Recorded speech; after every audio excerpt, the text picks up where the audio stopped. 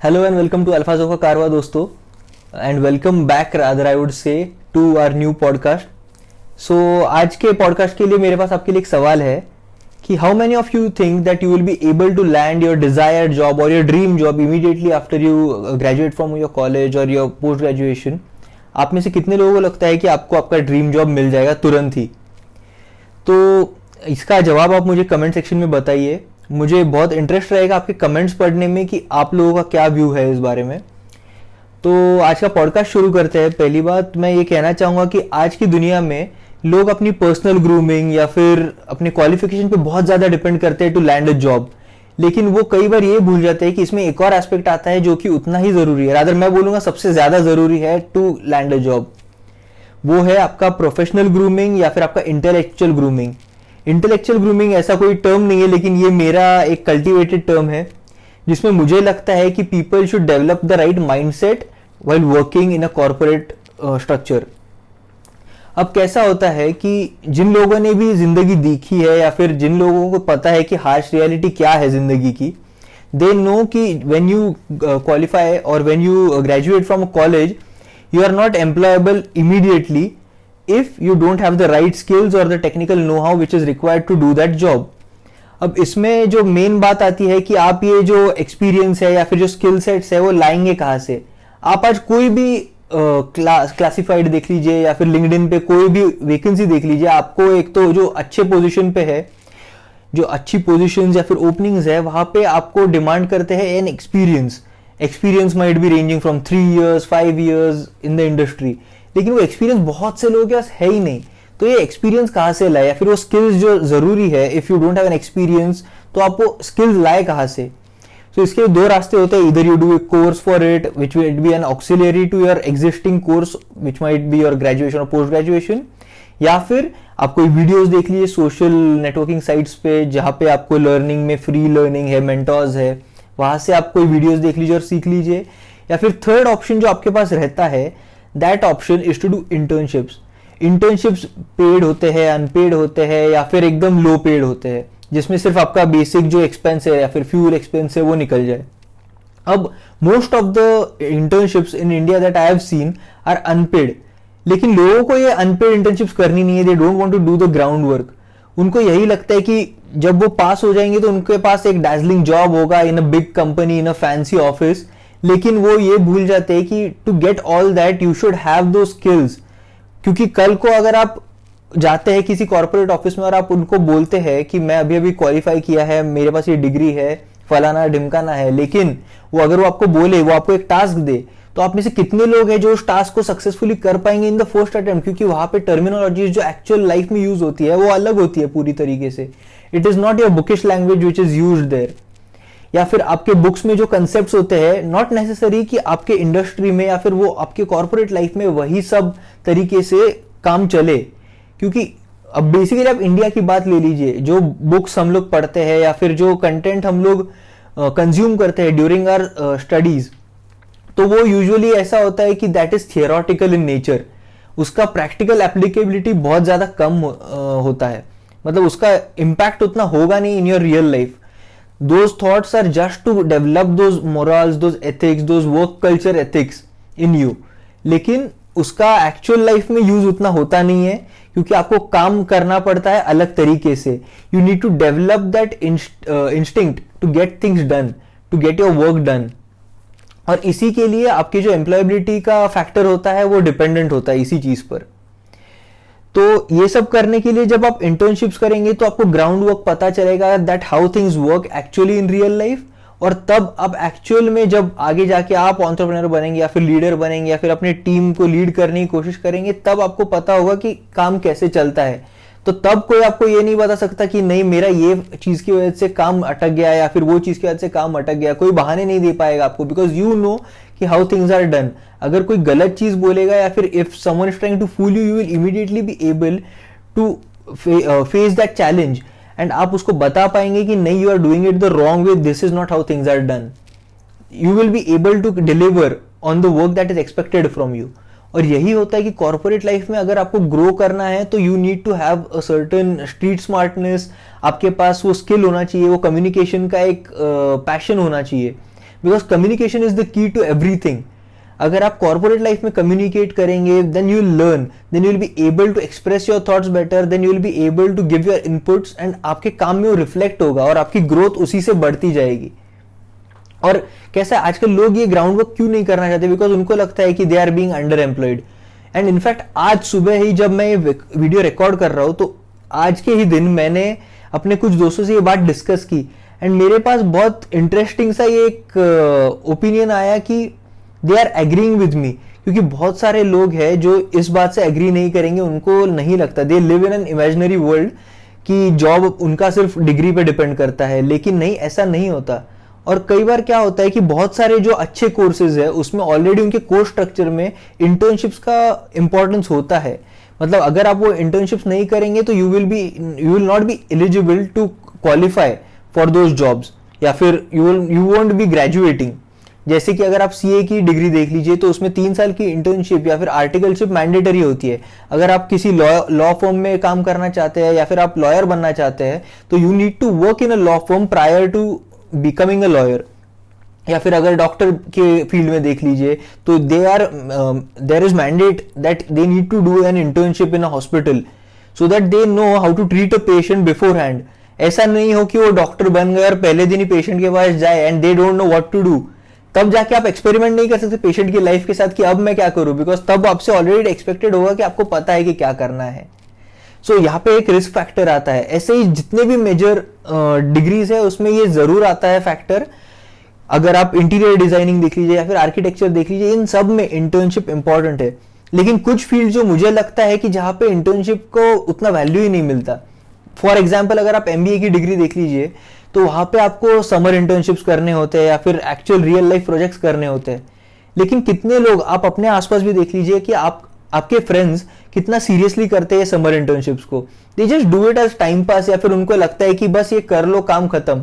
They even some of them do these proxies, या फिर they do internships और show internship certificates from the firms that they have influence in. मतलब या फिर उनके मामा, चाचा या फिर पापा उस कंपनी के ओनर होंगे और वो उनको सर्टिफिकेट दे देते कि इसने इंटर्नशिप किया है, whereas all the time that they were doing there was just chilling and enjoying. तो अगर वो ऐसे करेंगे तो जब they get into the actual life या फिर रियल लाइफ तो उनके पास वो रिक्वायर्ड स्किल सेट होगा ही नहीं. कल को अगर वो अपने पापा की कंपनी में सीईओ बन भी जाए लेकिन उसको काम कर नहीं पाएगा वो, because he doesn't know what to do. Decision making नहीं है, या फिर वो थॉटफुलनेस नहीं है, या फिर वो क्रिएटिविटी नहीं है, या फिर वो इनोवेशन का थॉट नहीं है उनके दिमाग में. तो ये सब डेवलप करने के लिए वो काम का एक्सपीरियंस या फिर नो हाउ होना बहुत ज्यादा जरूरी है. एंड ये बात आप जितने इजीली आप गांठ बांध के रखेंगे अपने मन में तो आपके लिए उतना इजी होगा एक्सेप्ट करना कि मुझे काम करने की आदत होनी चाहिए. और ये काम करने की आदत तभी डेवलप होगी जब आप काम एक्चुअल रियल लाइफ में करेंगे. वो इंटर्नशिप के मीडियम से हो या फिर आप वॉलंटरीली कहीं पे जॉब कर लीजिए ड्यूरिंग योर एजुकेशन, तब आपको पता चलेगा आटे दाल का भाव. वरना आप तो अपने एक इमेजिनरी फैंटेसी वर्ल्ड में ही रहेंगे कि नहीं, I want a dazzling job in a great fancy office और मुझे मेरा डिजायर्ड पैकेज भी मिल जाएगा बिकॉज मेरे पास एक अच्छी सी डिग्री है.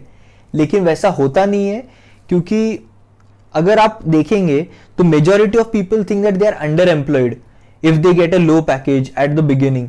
लेकिन वो लो पैकेज इसीलिए because the company wants to know what you are capable of, and once they know that they will give you increments and you will be able to grow. मेरे बहुत सारे दोस्त हैं जो ऐसे काम करते हैं. मतलब मेरे काफी सारे दोस्त हैं जिन्होंने बीकॉम किया है सिर्फ, लेकिन बीकॉम के बेसिस पे they landed a basic job with a basic salary.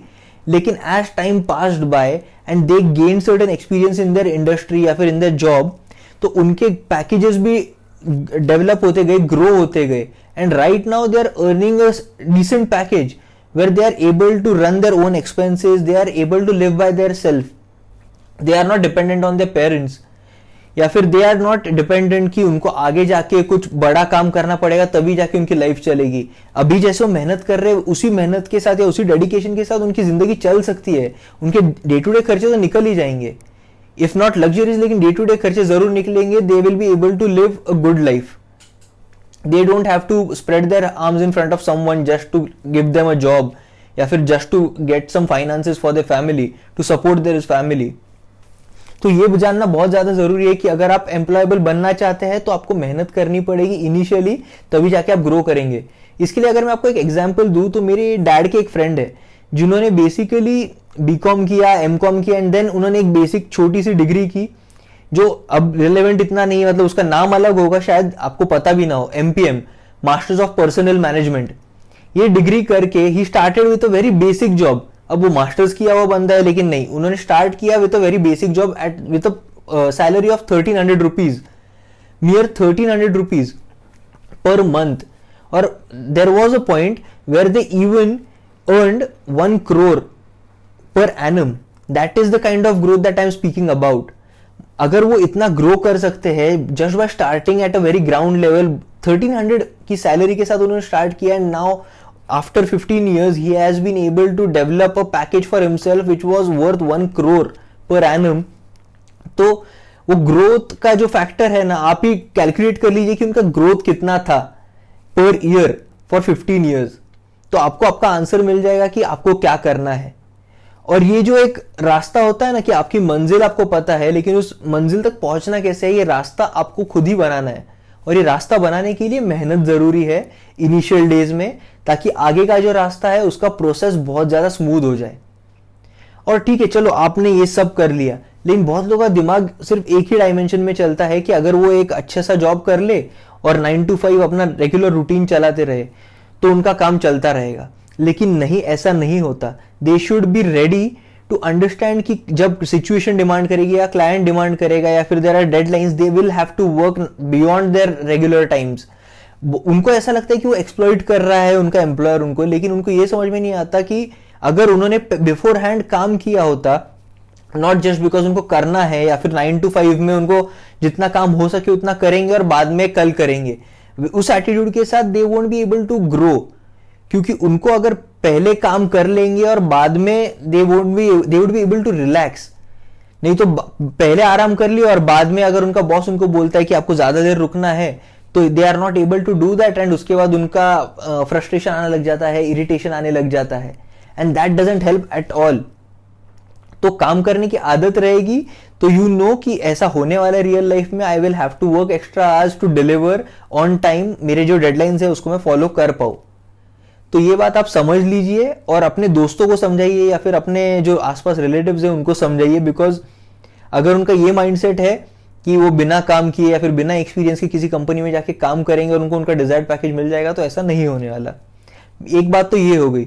अब दूसरी बात हम ये करना चाहते हैं कि अगर आपके पास एक स्टेबल जॉब है तो उस पर आपका डे टू डे खर्चा निकल जाएगा, लेकिन for the luxuries that you want in life, उसके लिए आपके पास एक सेकेंडरी रेवेन्यू सोर्स होना बहुत ज्यादा जरूरी है, जो आपके एग्जिस्टिंग पैकेज को कॉम्प्लीमेंट करेगा या फिर एग्जिस्टिंग अर्निंग्स को कॉम्प्लीमेंट करेगा। मतलब अगर आपके पास एक स्टेबल जॉब है तो आपकी सैलरी चल रही होगी, लेकिन वो सैलरी का आप करते क्या है? अगर आप उसको टोटली अभी खर्चा कर देंगे या फिर उसको सेव नहीं करेंगे, इन्वेस्ट नहीं करेंगे, तो आपकी ग्रोथ कहाँ होगी? आप अपने एक्सपेंसेस तो रिकवर कर लेंगे, लेकिन टू बाय सम एसेट्स, मतलब अगर आपको कल को घर खरीदना है तो आपको लोन लेना पड़ेगा बहुत ज्यादा बड़ी अमाउंट, जिसके ईएमआई चुकाते चुकाते आपके बाल सफेद हो जाएंगे, लेकिन वो ईएमआई खत्म नहीं होंगे। तो ऐसे सब चीजों के लिए आपको प्लानिंग करना बहुत ज्यादा जरूरी है। You need to generate more than one revenue sources. मतलब अगर आप जॉब कर रहे हो तो साथ ही साथ आप इन्वेस्ट भी कीजिए। इन्वेस्ट करके वहां से जो आपको रिटर्न्स मिलेंगे, that will be your fund for some future goals, चाहे वो बच्चों की शादी हो या फिर घर हो, गाड़ी हो या फिर फॉरेन टूर हो या फिर बच्चों का एजुकेशन हो। ये जो आपका फंड होगा, ये जो आपका कॉर्पस होगा, ये आपको जिंदगी भर आगे काम आएगा। तो ये आपको पहले से ही प्लान करना पड़ेगा, and you will have to set milestones for yourself कि by the age 30 I need to develop certain corpus, कि मैं ये चीज कर पाऊं। और जैसे जैसे आप ये माइलस्टोन्स अचीव करते जाएंगे तो आपका भी कॉन्फिडेंस बढ़ेगा, and you will be able to work your life in a very better way than you expected. You will get surprises कि आपका जो सेव किया हुआ पैसा है या फिर इन्वेस्ट किया हुआ पैसा है वो आपको कैसे तरीके के रिटर्न्स देगा। You don't know कि कंपाउंडिंग का जो एक फैक्टर है ना, वो बहुत ज्यादा एक्सपोनेंशियल होता है, that will give you unexpected returns अगर आप सही तरीके से इन्वेस्ट करें। और ये मैं सिर्फ नहीं बोल रहा कि आप इन्वेस्ट कीजिए, मैं तो बोलूंगा कि अगर आप साइड बाय साइड और भी कुछ कर सके, मतलब अगर आपका जॉब या फिर बिजनेस है एंड उसके साथ साथ आप वीकेंड्स पे जा रहे हैं, वीकेंड्स पे you are following your passion, may it be painting, may it be singing, and you are performing somewhere, या फिर if you are setting up some exhibitions and you are earning from there as well, तो वो भी आपका एक revenue source होगा। और अगर किसी बुरे वक्त में जैसे कोविड हुआ तो लोगों के जॉब्स चले गए या फिर उनका जो एग्जिस्टिंग पैकेज था उसमें प्रॉब्लम्स आ गए, कई लोगों को हाफ पे मिला, तो अगर आपका एक रेवेन्यू सोर्स डिस्टर्ब भी होता है तो आपके पास सेकंड रेवेन्यू सोर्स होगा जहां से आपके एक्सपेंसेस चलते रहेंगे और आपकी लाइफ डिस्टर्ब नहीं होगी। अगर आपकी लाइफ डिस्टर्ब हो जाएगी तो आपके लाइफ में एक अनस्टेबिलिटी हमेशा रहेगी, एक इनसिक्योरिटी रहेगी, and you won't be able to enjoy your life to the fullest. तो ये सारी बातें आपको ध्यान रखना है, और एम्प्लॉयबिलिटी के साथ साथ आपको प्लानिंग भी करनी है, और उस प्लानिंग में आपका सबसे की पार्ट होना चाहिए कि मुझे इनिशियली स्ट्रगल करना है, और स्ट्रगल करने में मुझे झिझक नहीं होनी चाहिए, या फिर मुझे ये सोचना नहीं चाहिए कि मैं पहले दिन से ऐसा छोटा मोटा काम क्यों करूं। छोटा मोटा काम करके ही आप बड़ी चीजें अचीव कर पाएंगे। Small small things will lead to make becoming a big statue, ये आपको याद रखना है। एंड आपका ये जो ग्रोथ होगा करियर का, ये जब आप देखेंगे या फिर आपके बच्चे देखेंगे तो यू विल बी प्राउड कि I have achieved something in life, I started from nothing and now I am on a different level, or I am on a different height altogether. So with that said, I will suggest कि आप अपनी life को plan करना शुरू करें और आप अपने करियर को सीरियसली ले, एंड इंटर्नशिप्स या फिर एक्सपीरियंस लेने में उतना ज़्यादा इंटरेस्ट ले। अगर आप नहीं ले रहे हैं तो ज़रूर ले, या फिर अपने फ्रेंड्स को या फिर फैमिली में अगर कोई है जो ये सब नहीं कर रहा तो आप उनको इम्पोर्टेंस समझाइए इसका। अगर आपको मेरी बात में कुछ भी दम लगे तो प्लीज़ अपने कमेंट्स में अपने व्यूज़ दीजिए। और thank you so much for watching this video till and, and thank you. I will see you in the next podcast. Stay home and stay safe.